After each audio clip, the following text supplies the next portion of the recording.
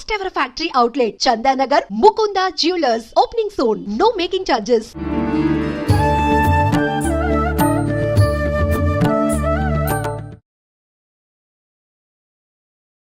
నమస్కారం, welcome to I dream. ధర్మ మార్గం విత్ విజిత కార్యక్రమానికి స్వాగతం. ప్రస్తుతం మనతో పాటు ఉన్నారు గీతా ప్రచారకులు పూజ్యశ్రీ స్వామి స్థిత ప్రజ్ఞానంద సరస్వతి గారు. ఇప్పుడు వారితో మాట్లాడి మరిన్ని విషయాలు తెలుసుకునే ప్రయత్నం చేద్దాం. నమస్తే అండి. హరి ఓం. నమస్తే. హరి ఓం. ఓంకారం, ఓంకారం యొక్క ప్రాధాన్యత ఏంటి, దాని విశిష్టత గురించి తెలియజేయండి. ఓంకారము అంటే అమ్మా, వాస్తవానికి మన యొక్క జీవితము, యావత్ జగత్తు, జీవ, ఈశ్వర, ఈ మూడింటి యొక్క స్వరూపమే ఓంకారం. ఎందుకంటే వేదములు ఉన్నాయి కదా, వేదములు మొట్టమొదటిసారిగా 3 వేదములుగా ఉండేవి. అవి తరువాత కాలంలో 4 వేదములుగా అయ్యాయి. అందుకే మనకి చతుర్ముఖ బ్రహ్మకి 4 శిరస్సులు ఉంటాయి. 4 శిరస్సుల నుండి 4 వేదములు వచ్చినాయి అంటారు కదా. ఆ 4 వేదములు మొదటిసారిగా ఋగ్వేదము, యజుర్వేదము, సామవేదము, ఆ 3 వేదములు కలిపి గాయత్రి మంత్రముగా 3 పాదములలో వచ్చింది. ఆ 3 పాదముల నుండి వ్యాహృతిస్ అంటారు.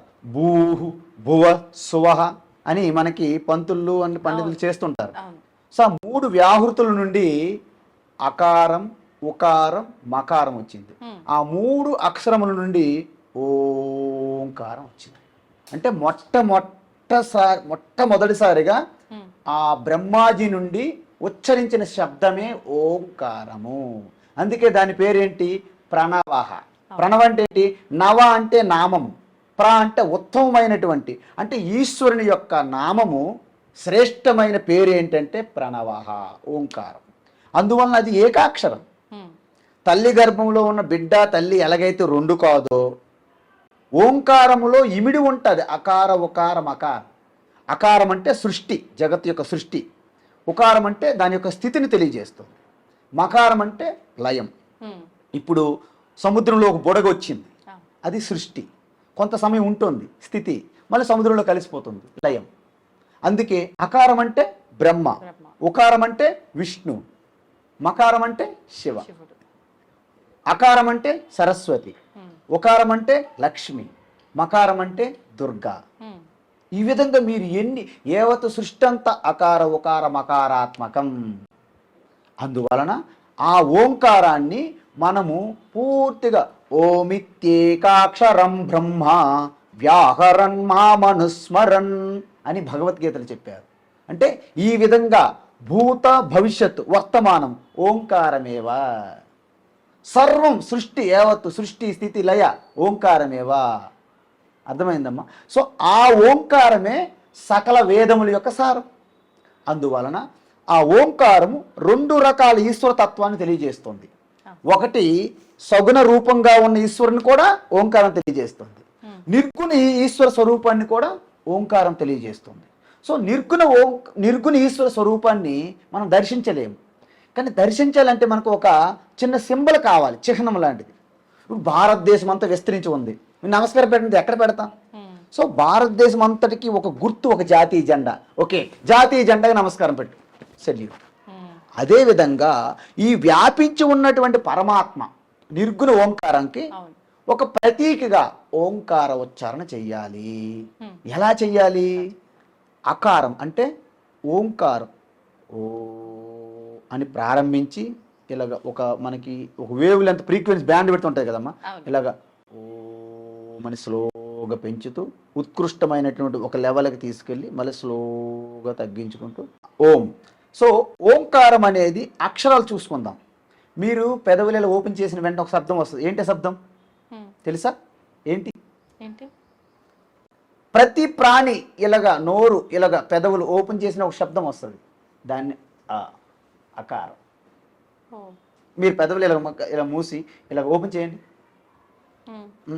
సో కొంచెం శబ్దం రావాలి బయటికి. శబ్దం ఎందుకు వస్తుంది?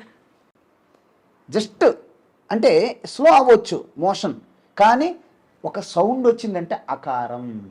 ఏదైనా మాట్లాడే ముందు నోరు ఓపెన్ చేస్తాం కదమ్మా, ద బేసిక్ సౌండ్ అకారం అన్నమాట.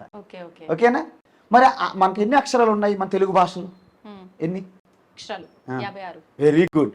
మర్చిపోయారేమన్నా నాకు భయం వేసింది. చివరి అక్షరం ఏంటి? హా. రైట్. మొదటి అక్షరం ఏంటి? ఆ. ఆ హా. క్లోజింగ్లో వస్తుంది. అహం, అది ఈశ్వరం. ఎవరండి? అహం అంటే నేను. అహం అంటే సంస్కృతం, తెలుగులో నేను దాని అర్థం. అంటే అందుకే సంస్కృతంలో అహం. బ్రహ్మదేవుడు మొట్టమొదటి సృష్టి అయినప్పుడు అన్ని చూశాడు, ఎవరు లేరు, భయపడ్డాడు. భయపడాలి, అయినా నేను ఎందుకు భయపడాలి? రెండోది ఏదైనా ఉంటే కదా భయపడాలి, ఎవరు లేరు కాబట్టి అహం అన్నాడు. అహం అంటే పరమాత్మ ఒక్కటేని అర్థం. అహం బ్రహ్మాస్మి అదనమాట. అహం అన్న బ్రహ్మన్న ఒకటే, నేనే బ్రహ్మయి ఉన్నాను, అహం బ్రహ్మాస్మి. మన సినిమాలో బాగా చూస్తాం, ఆయన దిగుతాడు అహం బ్రహ్మాస్మి. ఈ సీరియల్ ఉంటాయి చూడండి, హరహర మహాదేవులు అన్నింటిలో మీరు చూసి ఉంటారు, అంతే కదా. సో ఇలాగనమాట. అందువలన ఆ శుద్ధమైన అధిష్టానంలో ఉన్నటువంటి అహం అది పరమాత్మ. ఓకేనా? ఆ అహం అన్న ఓం అన్న ఒక్కటే. ఇప్పుడు చూసారా, ఓంకారం కిన్ని, అహం కిన్ని, బ్రహ్మకి మూడింటికి లైన్ అయ్యిందా? అహమన్న, ఓమన్న, బ్రహ్మన్న, విష్ణన్న, శివన్న, దానికి ఆత్మ అంటారు. ఆత్మ. అందుకే ఆత్మ ఎక్కడ బయట ఉంటుంది, లోపల ఉంటుందా? లోపల ఉంటుంది. లోపలే కాదు, బయట లోపల ఉంటుంది. బయట లోపల ఉంటే ఏమి ఉండదు. యాక్చువల్లీ మీ ముందే చెప్పాను, ఆకాశములు. ఇప్పుడు ఈ గది ఉంది కదమ్మా, ఈ గదిలో ఆకాశం ఉందా, బయట ఉందా ఆకాశం? చెప్పండి. మరి గది లోపల ఉన్నది ఏంటి? ఖాళీ. ఈ ఖాళీ ప్రదేశం ఏంటంటే ఏమంటారు? ఆకాశమే. ఎలా? ఈ ఖాళీ ఆకాశం అంటే ఖాళీ ప్రదేశాన్ని ఆకాశం అంటారు. ఈ ఖాళీ ఉంది కదా, అవకాశం ఇస్తుంది అనమాట. ఏమైనా స్పేస్ ఉందని కూర్చోడానికి అంటారు, no space, no space. Space అంటే ఆకాశం, అంతే కదా. అందువలన ఆకాశం ఇప్పుడు లోపల ఉందా, బయట ఉందా? ఎక్కడైనా ఉన్నది. లోపల బయట ఏంటి? మన అజ్ఞానం ఏంటి? ఎందుకు? ఆకాశంలో ఇల్లు ఉంది, లోపల బయట ఏంటి? ఆత్మ కూడా వ్యాపించి ఉన్నది ఆకాశం కంటే. ఎందుకు? ఆకాశం ఆత్మలో ఉంది. ఓకే అమ్మా. సో ఈ ఆత్మలో ఆకాశం ఉన్నప్పుడు సర్వం ఆకాశంలో ఉన్నాయి. ఇప్పుడు లోపల బయట ఏమంటాం అంటే, ఈ శరీరాన్ని మనం ఆధారం తీసుకొని లోపల బయట ఉంటున్నాం. వాస్తవానికి శరీరం కూడా ఆత్మలోనే ఉంది, అవునా? అందుకే ఈశ్వర అన్న ఆత్మ అన్న ఒక్కటే, ఆత్మన్న పరమాత్మన్న ఒక్కటే. శుద్ధమైన నెయ్యి, నెయ్యి అంటారు, విన్నారా? శుద్ధమైన నెయ్యి ఏమైనా తేడా ఉంటుందా? అంటే మీరు ఏదో కల్తీ చేస్తే తప్ప. పరమాత్మకి ఆత్మ తేడా లేదు, కానీ అందువలన పరమాత్మయే ఉన్నది. కానీ ఆ పరమాత్మ కొంచెము ఈ మన వ్యక్తిగతమైనటువంటి రాగద్వేషాలు పెట్టాము కదా, అసూయ, రాగద్వేషము, ఒకరు బాగుపడితే చూడలేకపోవడం, చూసారా, కోపతాపాలు అన్నీ ఉంటాయి కదా. అందువలన ఇవి ఎప్పుడైతే పరమాత్మ యాడ్ అయ్యాయో అజ్ఞానం అయిందా, జీవాత్మగా మారిపోతాం. మరి జీవాత్మగా అజ్ఞానం వదిలిపోతే పరమాత్మ మారిపోదు, అదే శివోహం. సో అందువలన ఓంకారం అనేది మన సృష్టిలో దేన్ని చూసుకుని 3 రకాలుగా ఉంటాయి. అకార, ఉకార, మకారాత్మకము. రంగులు తీసుకుందాం. ఎరుపు రంగు ఏంటి? సృష్టి అనుకోండి, అకారం. తెలుపు రంగు ఉకారం, నలుపు రంగు మకారం. మకారం చెప్పాను కదమ్మా. సో ఈ విధంగా మనం చూసుకుంటే ఈ భూమి సృష్టి అనుకుందాం, లేకపోతే తెలుపు రంగు అనుకుందాం. సూర్యుడు ఎరుపు రంగు అనుకుందాం, చంద్రమ నలుపు రంగు. లేకపోతే భూమి నలుపు రంగు తీసుకోండి, చంద్రుడు తెలుపు తీసుకోండి, సూర్యుడు రెడ్. 3 రంగులు వచ్చాయా? సో అందువలన సృష్టిలో ఉన్నది ప్రతి ఒక్కటి అగ్ని, నీరు, భూమి. అదేవిధంగా భూలోకము, అంతరిక్షలోకము, స్వర్గలోకము, ఇవన్నీ కూడా ఓంకారమే. అందుకే వేదంలో ఏం చెప్పారు? సర్వే వేదాయత్ పదమామనంతి తపాంసి సర్వాణి చ యద్వదంతి యదిచ్ఛంతో బ్రహ్మచర్యం చరంతి తత్తే పదం సంగ్రహేణ బ్రవీమి. ఓం ఇత్యేతత్. యమధర్మరాజుకి అడిగాడు నచికేత కఠోపనిషత్తులు, మనం ఈ సృష్టి అంతటికి మూలమేంటి? ఇవన్నీ ఎక్కడి నుంచి వస్తున్నాయి, ఎక్కడ పోతున్నాయి? సృష్టి ప్రళయం అయిపోయినా చివరికి మిగిలేది ఏమిటి, అది చెప్పండి అన్నారు. యమధర్మరాజు ఏం చెప్పాడు? దీనికి ఆయన డిపార్ట్మెంట్, యమధర్మరాజు డిపార్ట్మెంట్ హెడ్ కదా, ఆయనే చెప్పాలి. ఇంకెవరు చెప్తారు? మీరు నేనేం చెప్తాము?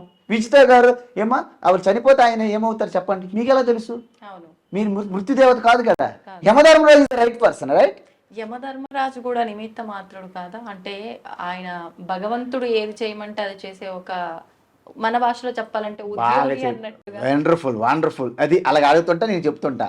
వాస్తవానికి ఈ విశ్వము, ఈ ప్రపంచము, సృష్టి విశ్వమంతా కూడా ఒక ప్రభుత్వం అనుకుంటే దాంట్లో ఒక మంత్రి యమధర్మరాజు.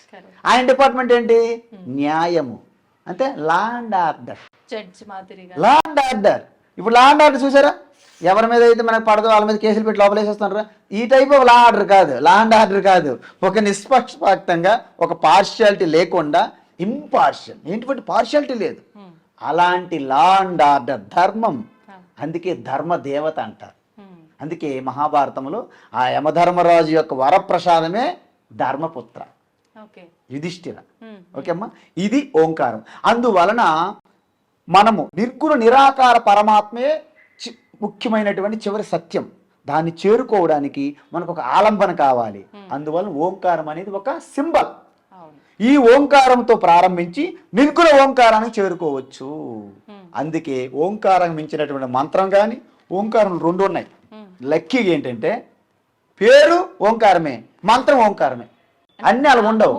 మంత్రం 2, రామ నామము మంత్రము, అలాగా.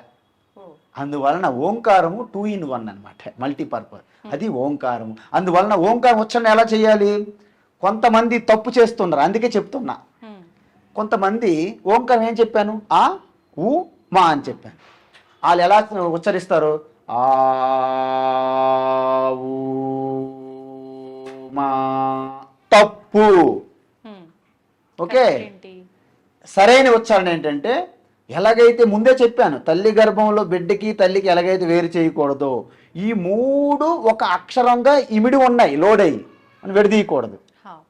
ఆ ప్లస్ ఊ ఏమవుతుందమ్మా? గుణసంధి తెలుగులో ఓ అవుతుంది, అవునా? ఆ ప్లస్ ఊ ఓ, ఓమైందా? అందువలన ఓం అనాలి అంతే తప్ప ఆ ఊ మా అనకూడదు. వేరే జంతువులు అరుస్తాయి, అలాగా విడదీస్తే వేరే జంతువులు ఒక్కోసారి మన వీధుల్లో ఉంటాయి, ఆవు అని ఒక్కోసారి శబ్దాలు చేస్తుంటాయి, తప్పు అది.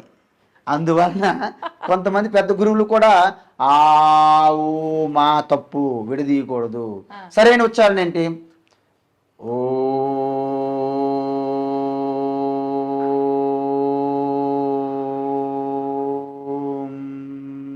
అంటే అంటే స్టార్టింగ్లో అలాగా ప్రారంభించి ఒక లెంత్, ఉత్కృష్టమైన లెంత్కి వెళ్ళి మళ్ళీ స్లోగా లాగాలి. ఆ ఊ మా. అంటే స్టార్టింగ్, ప్రారంభం, సృష్టి, స్థితి ఊ, మళ్ళీ లయం మా. అందుకే దాంట్లో మీరు అన్నీ చూడవచ్చును.